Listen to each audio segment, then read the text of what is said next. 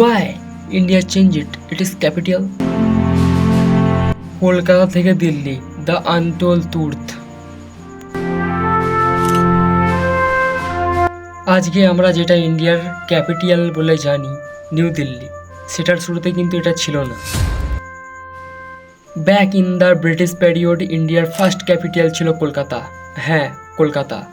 Yes, the city of joy ছিল once the centre of British rules in India. 1772 সালে British East Indian company কলকাতাকে capital announce করে।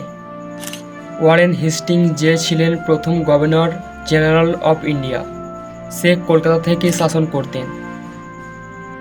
তখন কলকাতা ছিল একটা ইম্পর্ট্যান্ট পোর্ট সিটি, যেখানে ট্রেড, পলিটিক্স, অ্যাডমিশন সব কিছুর কন্ট্রোল ছিল। কিন্তু 1900 সালের দিকে কলকাতার পলিটিক্যাল আনরেস্ট বাড়তে থাকে। ফ্রিডম মুভমেন্ট এখানে বড় বড় রূপ নিতে থাকে।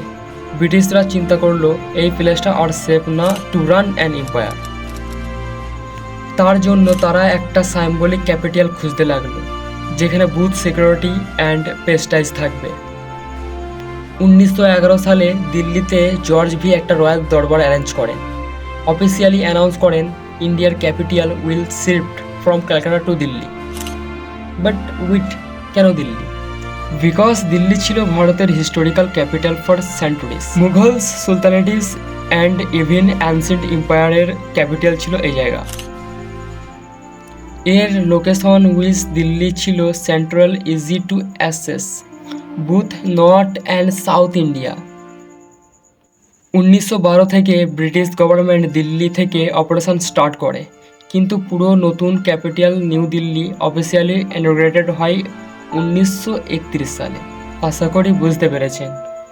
আর হ্যাঁ, এডউইন লুটিয়েন্স অ্যান্ড হার্বার্ট বেকার ডিজাইন করেছিলেন এই শহরটা, যেটা আজকে আমরা জানি as a symbol of Indian governance.